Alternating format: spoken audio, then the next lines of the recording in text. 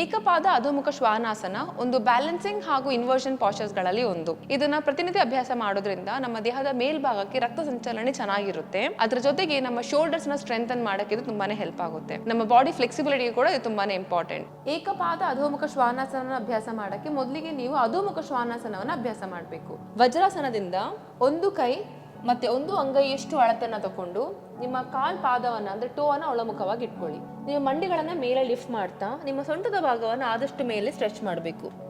ಇಲ್ಲಿ ನಿಮ್ಮ ರಿಸ್ಟ್, ಭುಜ ಹಾಗೂ ಸೊಂಟ ಒಂದೇ ಲೈನಲ್ಲಿರಲಿ. ಕಾಲ್ ಹಿಮ್ಮಡಿಯನ್ನ ನೆಲದ ಮೇಲೆ ಇಡ್ಲಿಕ್ಕೆ ಟ್ರೈ ಮಾಡಿ. ಇಲ್ಲಿಂದ ಉಸಿರನ್ನ ಒಳಗೆ ತಗೊಳ್ತಾ ನಿಮ್ಮ ಒಂದು ಕಾಲನ್ನ ನೇರವಾಗಿ ಮೇಲೆಗೆ ತಗೊಂಡೋಗ್ಬೇಕು.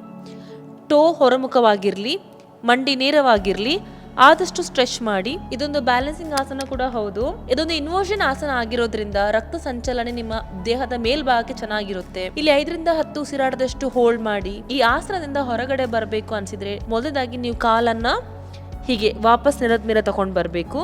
ಇಲ್ಲಿಂದ ನಿಮ್ಮ ಮಂಡಿಗಳನ್ನ ನೆಲದ ಮೇಲೆ ತರ ಇಟ್ಟು ನೀವು ವಜ್ರಾಸನದಲ್ಲಿ ವಿಶ್ರಾಂತಿಯನ್ನ ಪಡಿಬಹುದು. ಇದೇ ತರ ನೀವು ಇದೇ ಆಸನವನ್ನ ಇನ್ನೊಂದು ಕಾಲಲ್ಲಿ ಅಭ್ಯಾಸ ಮಾಡಲಿಕ್ಕೆ ಮರಿಬೇಡಿ.